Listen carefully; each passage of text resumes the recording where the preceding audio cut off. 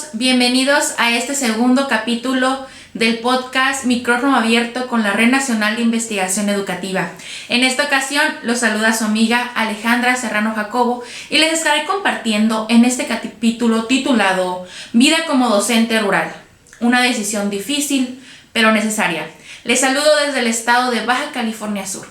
Y en esta ocasión quiero invitarlos a que nos pongamos cómodos y hablemos un poco sobre la educación en zonas rurales, que en nuestro país tiene un campo muy amplio que trabajar, desde educación básica hasta educación con adultos. Como la educación rural necesita de docentes comprometidos que trabajen día a día por mejorar las condiciones en las que aprenden nuestros estudiantes. Es una situación compleja. Recordemos cómo Salcedo en 2010 resalta la gran diferencia que hay entre educación en zona urbana y en zona rural, y cómo la educación multigrado ha sido vista históricamente como una oferta de menor calidad ante la falta de infraestructura o matrícula en las instituciones, lo cual Schmelkes y Águila en 2019 en su informe para el INEE dejaron al descubierto con todos estos datos estadísticos que nos abrieron los ojos hacia la realidad que vive nuestro país, hacia la realidad de las diferentes entidades federativas, donde se denota la presencia de escuelas federales multigrado y escuelas que pertenecen a la Comisión Nacional de Fomento Educativo, pero en todas ellas se resalta la presencia o de una baja matrícula. Por lo tanto, la situación educativa corre ciertos riesgos, hablando de calidad en el sentido de infraestructura necesaria para las condiciones básicas de aprendizaje de los estudiantes. Esto dejó al descubierto muchas situaciones, aunque nuestro país se caracteriza porque ha tenido la forma y ha buscado la forma de mejorar el servicio educativo. El ejemplo está en la Red Temática de Investigación en Educación Rural, la RIER, quien trabaja arduamente para ofertar y ofrecer diferentes instrumentos y materiales que nos pueden servir a los docentes rurales. En esta perspectiva, les hablo desde mi experiencia como docente en zona rural, en una escuela multigrado de organización unitaria. Yo trabajo acá en Baja California Sur, en una comunidad que se llama La Palmilla, ubicado a los inicios de Sierra La Giganta, en municipio de La Paz, que sería al sur del estado.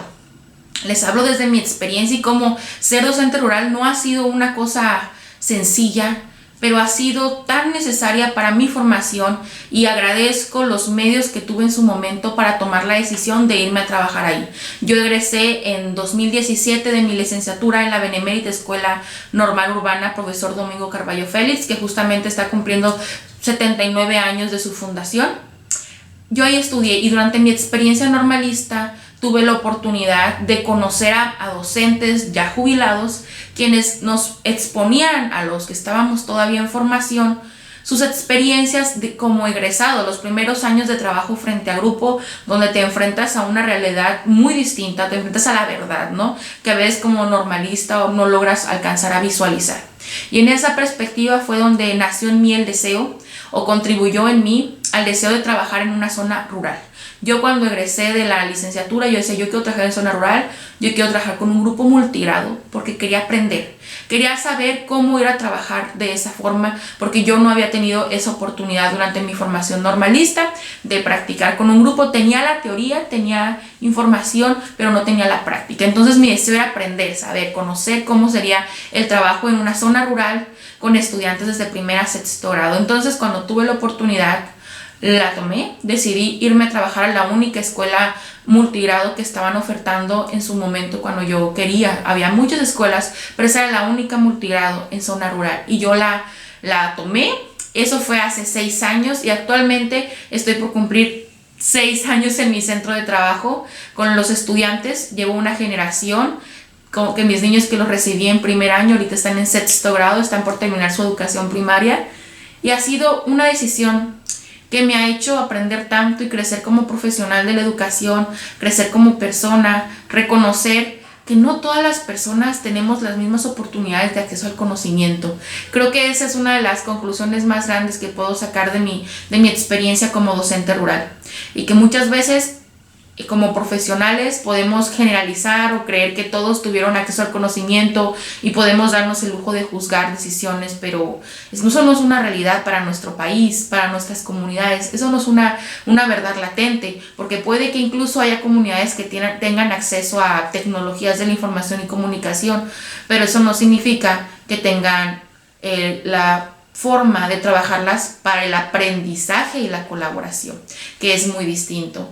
Entonces, desde esta perspectiva, cómo convertirnos en docentes rurales, es tan necesario pasar o aprender de ello en nuestra carrera profesional para hacernos comprender que hay muchísimas realidades y que las zonas o las escuelas que más necesitan a los docentes preparados, con deseo de seguirse formando, de seguir aprendiendo, de innovar, no desde la idea de crear algo nuevo de la nada. Sabemos que innovar es traer a nuestra realidad algo que se requiera para mejorar nuestra situación latente. Eso también es investigación-acción. Entonces, el docente rural es un investigador que debe llevar su práctica hacia la mejora, porque como bien lo mencioné, como bien lo dice Salcedo, en 2010 es la escuela multigrado la que se caracteriza por tener mayores necesidades en calidad del servicio educativo e incluso de infraestructura.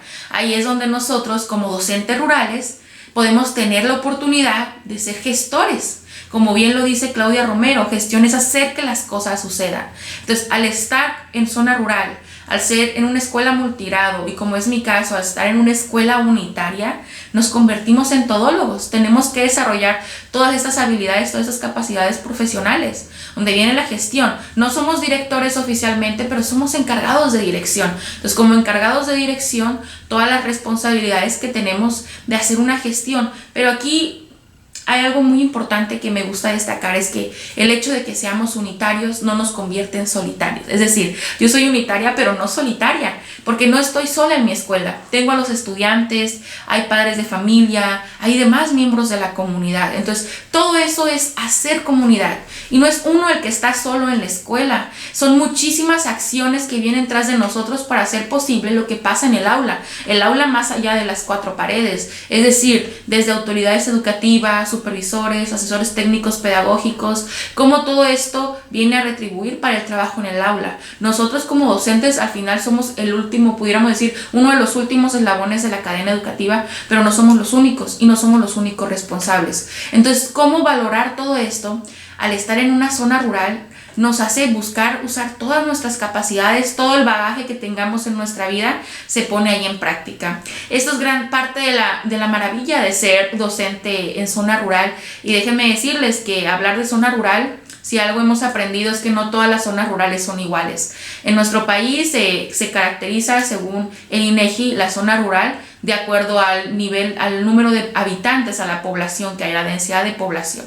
Entonces, eso sería una característica para definir a zonas rurales, pero no todas las zonas rurales son iguales. En mi caso, yo trabajo en una zona rural dispersa. ¿Qué quiere decir esto? Que no es un pueblo, son una serie de rancherías, y la escuela está ubicada en San José de la Palmilla, porque así se llama el rancho que está más cercano, pero en realidad mi escuela no colinda, no está en un pueblo, no es que cruzan la calle, no están marcadas, no hay calles, ¿no? Es un camino real o una brecha que cruza un arroyo, y mi escuela está al pie de un cerro, ¿no? Entonces, hay muchísimas diferencias entre las zonas rurales, pero aprender a amar cada una de ellas y valorar las condiciones que tenemos ahí es lo esencial. Ahora bien, ¿cómo el convertirnos en docente en zona rural es difícil, pero necesario? Aquí voy a rescatar algo que se manejaba hace algunas décadas, estaba muy latente entre el vocabulario, ¿no? entre los docentes, que era la parte del arraigo docente, es decir, que el docente estuviera en la comunidad, que viviera en la comunidad.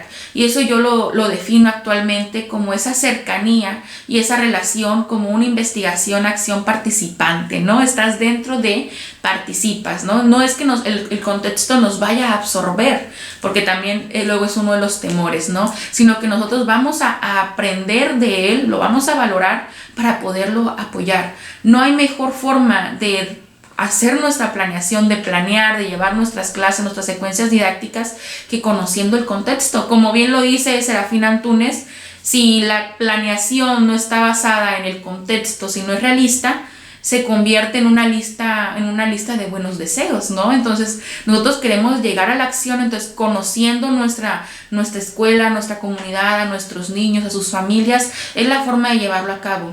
Y aquí es donde viene el arraigo docente. Vivir en la comunidad nos da esa oportunidad de ser parte, y también la comunidad valora cuando el docente reconoce y está con ellos. Yo tengo la experiencia de vivir yo vivo dentro de la escuela, vivo en un camper porque no hay donde rentar, las casas pues son ranchos que están alejados, los niños van todos los días a la escuela porque no hay albergue escolar, es la zona rural dispersa. Tengo estudiantes que vienen hasta 23 kilómetros de distancia, que asisten diario a la escuela y recorren todos estos caminos, ¿no?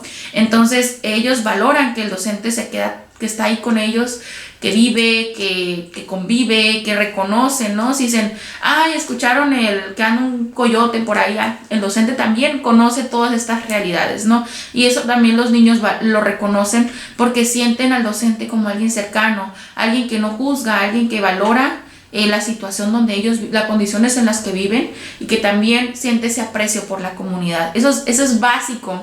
Y es algo que el estar en zona rural nos lo ofrece, porque vivimos todo el día yo vivo en la escuela, literal, y los niños todo el día quieren estar en la escuela.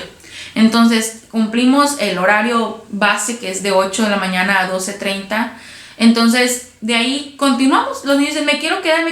Adelante, se pueden quedar. Los papás les dejan lonche, se retiran o les mandan lonche temprano. Se van esos niños a las 4, pero ya están llegando otros niños porque también en la tarde asisten. Claro, hay algunos programas que no. Hay un programa de estímulo de apoyo a los niños que solo nos pide 2 horas diario de atención, pero en realidad nosotros atendemos pues toda la tarde, ¿no? Mientras los niños estén contentos, mientras los padres quieran que sus hijos estén en la escuela, adelante, son bienvenidos, porque ahí como docentes vivimos en la escuela. Y esa es una de las experiencias que yo más rescato de ser docente rural. Esa cercanía, ese aprecio por los niños, las familias, ese también son como un abrazo al alma docente, a nuestra profesión. Porque si los niños quieren estar en la escuela, quieren regresar, quieren ver qué más va a trabajar el docente, es también un abrazo a nuestro trabajo, a nuestro tiempo, para preparar nuestras clases, preparar nuestros materiales. Entonces, esto es algo que yo desearía que las personas que están viendo este podcast de la Red Nacional de Investigación Educativa consideraran. Si en algún momento tienen la oportunidad de ser docentes rurales, ser docentes multigrado, porque regresamos a la propuesta de Schmelkes y Águila, su estudio, nos manejan que las escuelas en zona rural por la matrícula se caracterizan por tener escuelas multigrado, es decir, donde atienden a más de un grado escolar en un grupo. Entonces, ser docente multigrado, ser docente rural va a ser una de las experiencias quizá más complejas, porque el trasladarse a la escuela, el tener que vivir en la comunidad no es sencillo cuando no se requieren los servicios básicos como acceso a agua potable, energía eléctrica, red móvil. Pero esa es la realidad de nuestras familias, y como aquí regresaríamos a no hay imposibles. El servicio educativo puede llegar, puede ser de calidad. Todo está en la forma como lo vamos a trabajar y la relación que podamos tener con la comunidad, porque la escuela es de la comunidad. Entonces, ¿cómo vamos a hacer esta inversión de todos para un bien común para nuestros niños? Ese es uno de los puntos clave en el docente rural. Ahora, la experiencia de ser unitario, de ser multigrado, cómo trabajar con los 6 grados es una cuestión tan interesante, y podemos decir que no estamos solos en este diseño curricular, en esta planeación, porque hay mucho material que si nos ponemos a buscar, a indagar, hay mucho material que nos habla de cómo podemos preparar nuestras clases.